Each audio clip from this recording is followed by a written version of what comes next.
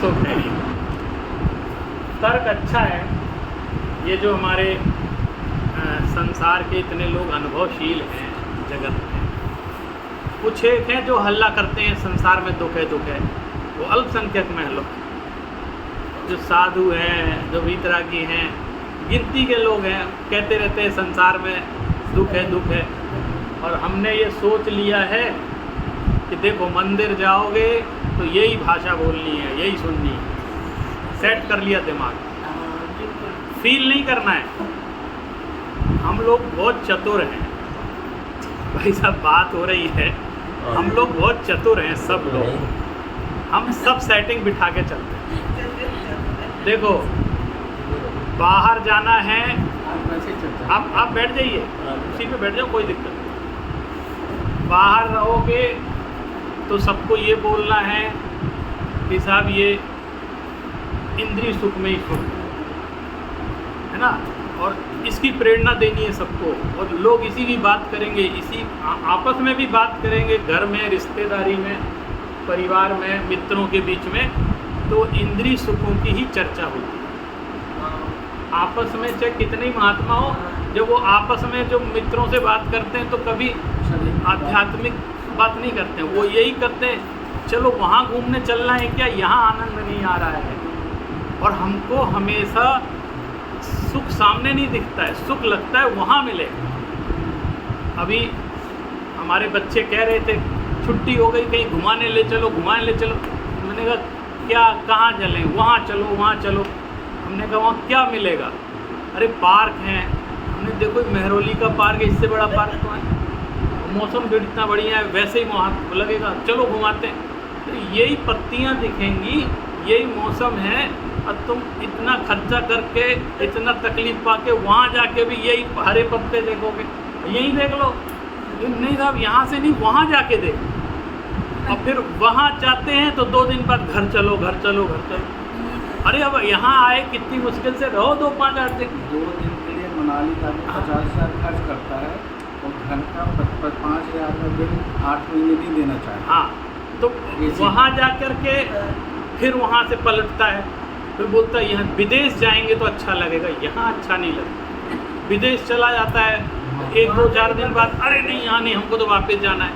ये हो क्या रहा है हमारे साथ, हम सबके साथ हो रहा, हो क्या रहा है? इसलिए है क्योंकि हमको अपने अंदर विश्राम नहीं है, हमको खुद की खबर नहीं है। हर व्यक्ति अपने घर में ही सुखी रहता है वास्तव।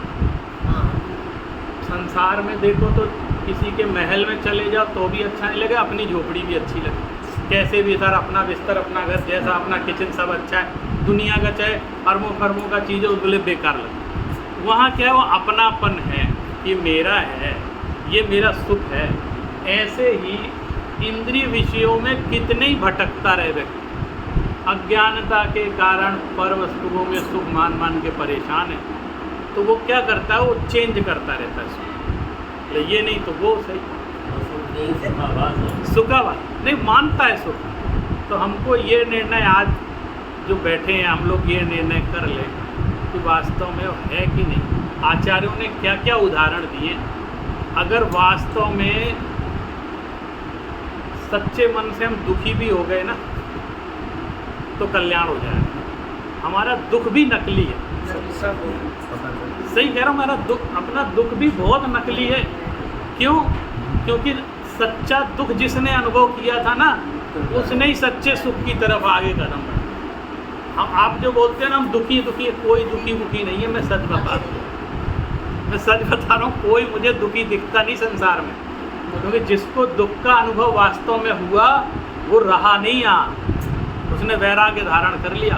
हम लोग उसको जो कभी हमने कई लोगों को देखते हैं, और आपने देखा होगा, जैसे किसी के यहाँ कोई गमी हो गई, हम नहीं जा पा रहे उनके यहाँ, तो मन में रहता है बताओ उनके यहाँ गमी हो गई, हम नहीं गए, दुखी रहते हैं।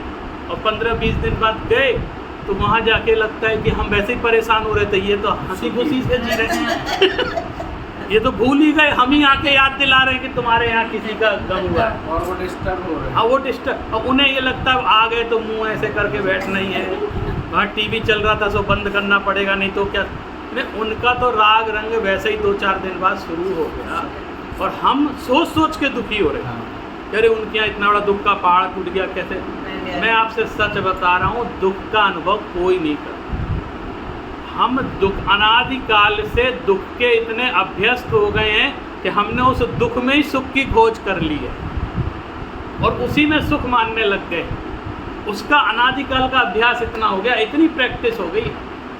मैं आप सही है, ये हमारी स्थिति है।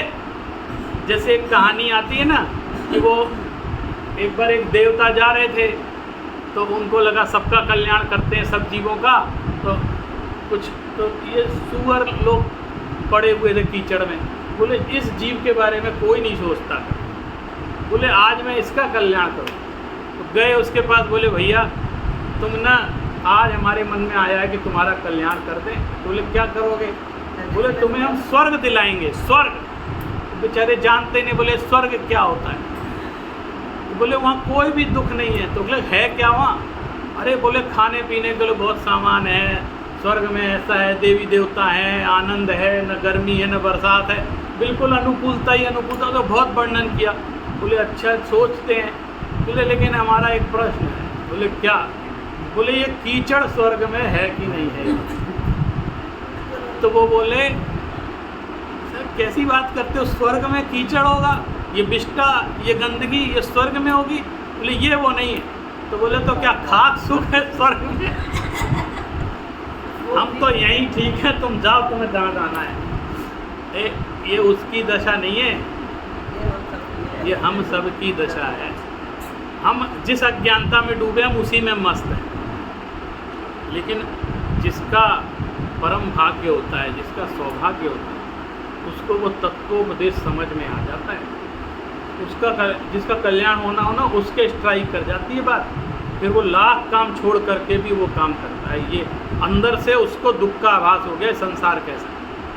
वो कहते हैं ना, जो संसार विषय सुख होता, तीर्थंकर क्यों त्यागे, काहे को शिव आराधन करते, संयम सो अनुरागी।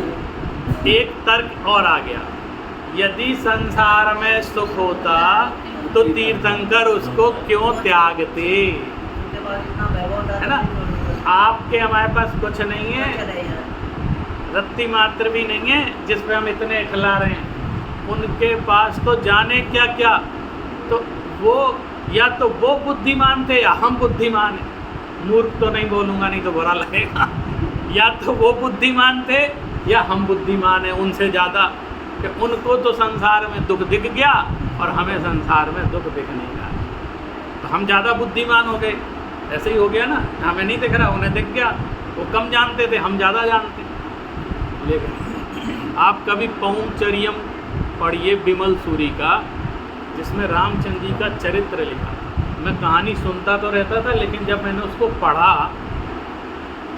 तो उसमें आप दशरथ का चरित्र देखो, उसमें भरत का, रामचंद्र जी का चरित्र देखो। और वो भरत के बारे में तो जो उनका भाई भरत था वो बहुत बड़ा महात्मा था, उसका ऐसा आध्यात्मिक वर्णन है।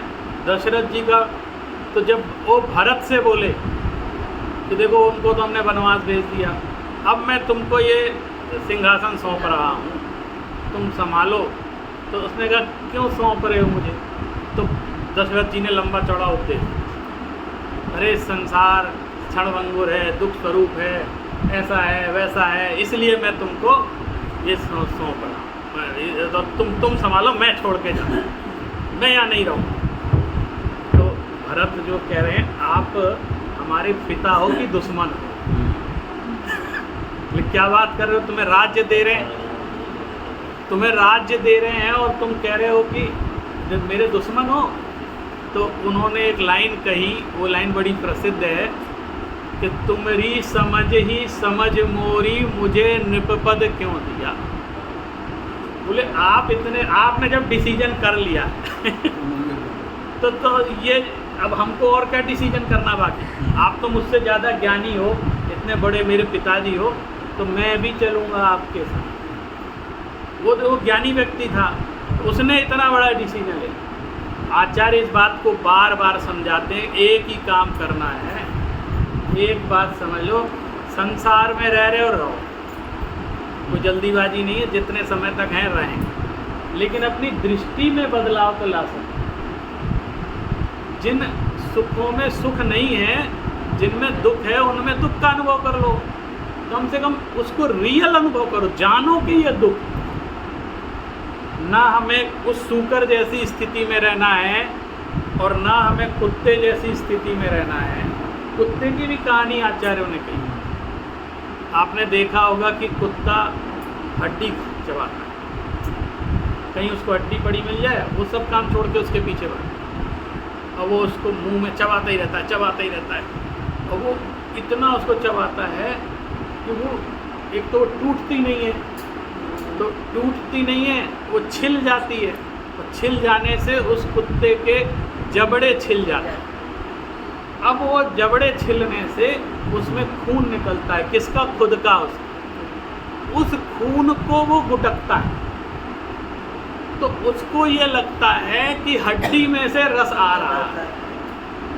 ये अज्ञानता के कारण हानि, खुद की हानि कर रहा है, घाव पहुंचा रहा है, और खुद का ही खून पी करके ये विचार करता है अज्ञानता से कि इस हड्डी में ये इतना स्वादिष्ट रस आ रहा है, और वो लगा रहता है, लगा रहता है, लगा रहता है।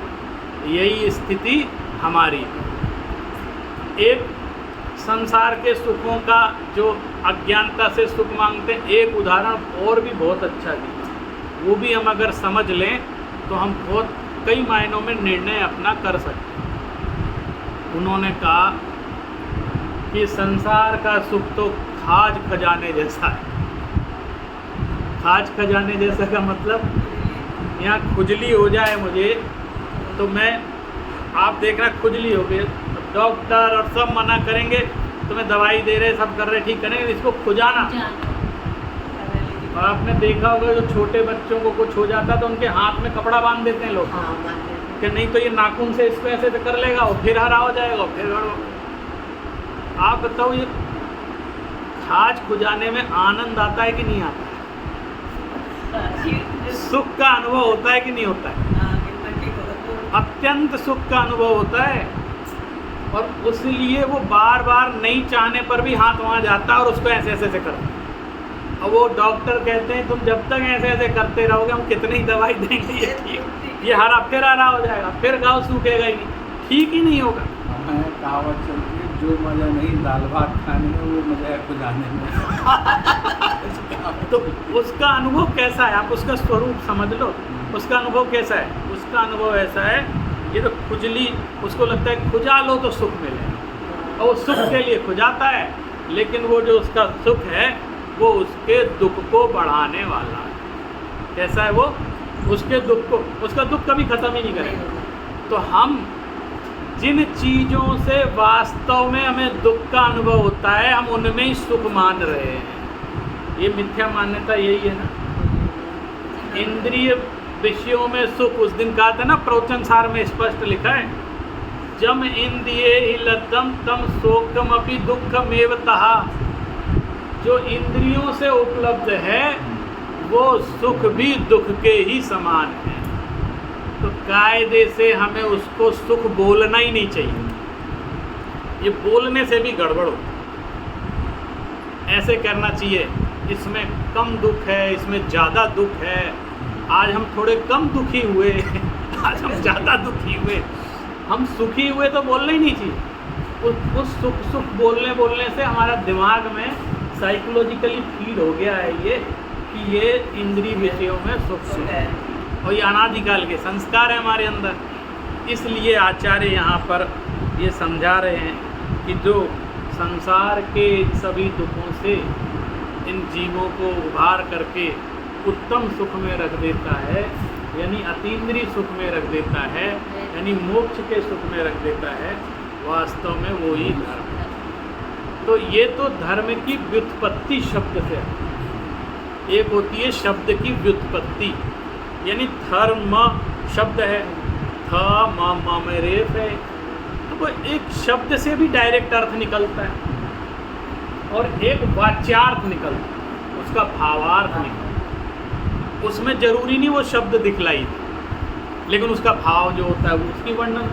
तो इस श्लोक में आचार्य कह रहे हैं कि ये जो धर्म शब्द है इसका व्युत्पत्ति लभ्य अर्थ ये है कि धरति यो उत्तमे सुखे सधर्म। लेकिन अब अगर धर्म का वाच्यार्थ समझना है तो सदृष्टि ज्ञान वृत्तानि धर्मम धर्मेश्वरा विदुः यदि प्रत्यनीकानि भवन्ति भव पद्धति। आचार्य समंत भद्र स्वामी बहुत स्पष्ट कथन करते हैं। और स्पष्ट कथन का मतलब क्या मालूम है? किसी को खुश करने के लिए नहीं बोलना, तो बहुत मुसीबत है ये। जब ये लोग सुन रहे हैं, ये खुश हो रहे हैं कि नहीं, इस चक्कर में बोलो तो इधर उधर का ही बोलना पड़ता है। वो कह रहे हैं हम किसी को राजी करने के लिए बात कर ही नहीं रहे, हम तो जो यथार्थ बात है वो बता रहे हैं। आपको अच्छी लगे तो ठीक है, नहीं लगे। रयण सार ग्रंथ देगा आपने आचार्य कुंद स्वामी, बहुत सारी बातें लिखी। अब वो अंत में कहते हैं हमने जो कहना था सो कह दिया। अब जम रुचे ज तम कुछ जा, फिर तुमको जो रुचे हो सो करो। मुझे लगा वो उन्होंने बहुत परेशान होकर वो गाता लिखा कि अब तुमको हमने जो सही बात थी बता दी, इसके बाद जो तुमको रुचि हो सो करो। हम क्या कर सकते हैं, बता ही सकते हैं और क्या कर सकते हैं। नहीं समझ में आ रहा तो कोई क्या करे। इसके अंदर बड़ी महत्वपूर्ण बात है, इसमें उन्होंने धर्मम शब्द यहाँ भी आया, धर्म की बात यहाँ भी कह दी। और कैसी कह दी? सदृष्टि ज्ञान वृत्तानि, ये आचार्य समंत भद्र की विशेषता है। वो क्या कहते हैं? वो सम्यक दर्शन, सम्यक ज्ञान, सम्यक चारित्र, इनके लिए अलग अलग शब्दों का प्रयोग करते हैं। जैसे सम्यक दर्शन के लिए मैं आगे बताऊंगा वो कितने सारे शब्दों का प्रयोग कर रहे हैं। यहाँ पे उन्होंने सम्यक दर्शन नहीं कहा, बोले सदृष्टि, यानी सत दृष्टि, सही दृष्टि, अर्थ वही है सम्यक दर्शन। ज्ञान तो सद ज्ञान, वृत्तानि यानी चारित्र। सदृष्टि ज्ञान वृत्तानि, सम्यक दर्शन ज्ञान चारित्राणि। धर्मम, यही धर्म है। किसने? धर्मम धर्मेश्वरा विदु। इसको कौन धर्म कहते हैं जानते हैं? जो धर्मेश्वर हैं, धर्म के ईश्वर हैं, यानी तीर्थंकर हैं, गणधर आदि जो देव हैं, वो इसी को धर्म कहते हैं या जानते हैं। वहाँ धर्म की व्युत्पत्ति बताई, यहाँ धर्म का भावार्थ। ये सब धर्म किसको कहते हैं? आपसे कभी कोई पूछ ले धर्म क्या, एक सूत्र याद रखें, वही उत्तर है का सम्यक दर्शन ज्ञान चारित्राणि मोक्ष मार्ग, यही धर्म। खत्म, एक लाइन, उत्तर हो गया। उन्होंने कह दिया। महाराज जी अभी इसके पहले क्लास चली थी हमारी, हमने 8-10 लक्षण बताए थे। ये सब उपलक्षण है। अब जहाँ जिस चीज़ की जरूरत पड़ती है उसको धर्म के रूप में, जैसे सबसे बड़ा लक्षण है बत्थू साहब वो धर्म, उसमें सारी चीज़ गर्भित हो जाती है। जैसे अहिंसा परमो धर्म, अहिंसा भी वस्तु का स्वभाव है, आत्मा का स्वभाव है, वो उसमें आ गया। फिर हम चारित्रम खलु धम्मो, चारित्र ही धर्म है, वो भी उसके अंदर आ गया। अब ये धरती उत्तमे सुखे सधर्म धारयती धर्म, जीव रक्षणम धम्मो है, उत्तम क्षमादि 10 धर्मों, ऐसे करके धर्म के आप व्याख्या में बहुत सारी बात कह सकते। लेकिन अगर आपको एक लाइन में सब उत्तर देना हो तो आप कह दो सम्यक दर्शन ज्ञान चारित्र, उसमें ये सारी चीज़ अपने आप इंक्लूड हो जाए। यहाँ पे कह रही धर्मम, ये धर्म है, ये इसका वाच्यार्थ है। जो धर्म शब्द है ना उसका वाच्यार्थ। और ये धर्मेश्वरा विदु, धर्मेश्वरों ने ऐसा जाना है, ऐसा कहा है। मैं नहीं कह रहा हूँ, समंत भद्र स्वामी कह रहे, मैं नहीं कह रहा हूँ, ऐसा ही हमारे तीर्थंकर परमात्माओं ने हमको बताया। और यदि ये प्रत्यनीकानि भवन्ति भव पद्धति, यदि ये प्रत्यनीकानि, इसके उल्टे चलोगे, यानी मिथ्या दर्शन, मिथ्या ज्ञान और मिथ्याचारित, तो ये संसार का लक्षण है। भव पद्धति, ये संसार घुमाने के चक्कर हैं। तो आपको हमको सबको मिल कर के गंभीरता से विचार करना है कि धर्म है कि अधर्म है। तो अधर्म का लक्षण है मिथ्या दर्शन ज्ञान चारित्राणि, और धर्म का लक्षण है सम्यक दर्शन ज्ञान। माने ये दोनों बातें हैं। और यदि ये इनके उल्टे चलोगे, यानी सम्यक दर्शन नहीं समझा, मिथ्या दर्शन में घूमते रहे, मिथ्या ज्ञान में और मिथ्या चारित्र में, तो वो ही संसार घुमाने का कारण बनेगा। दो स्पष्ट धारणाएं अलग अलग, ये धर्म है और ये अधर्म है। हम आपको धर्म सुनाने बैठे हैं, बोले हम आपको सब धर्म की व्याख्या करेंगे, और जैसा आचार्य परमेष्ठी ने, तीर्थंकर भगवंतों ने धर्म का स्वरूप कहा है वो हम आपको बता रहे हैं। और आज मानो काल मानो, अभी नहीं समझ में आया तो कल मान लेना, कल नहीं समझ में आया तो अनंत काल बाद मान आजे मानो, काले मानो, चाहे अनंत काल बाद मानो, मानना यही पड़ेगा। आज हो सकता है नहीं समझ, नहीं ये सब कुछ नहीं है, धर्म वरम ये सब कुछ नहीं होता है। और ये सब क्या आप लोग दुख लगाए रहे 24 घंटा, जब देखो जब धर्म की चर्चा चले तो संसार में दुख है, ये है वो है, एक ही बात लेके बैठ जाते हैं। अरे भाई आपको एहसास करा रहे, समझे तो रहो कम से कम।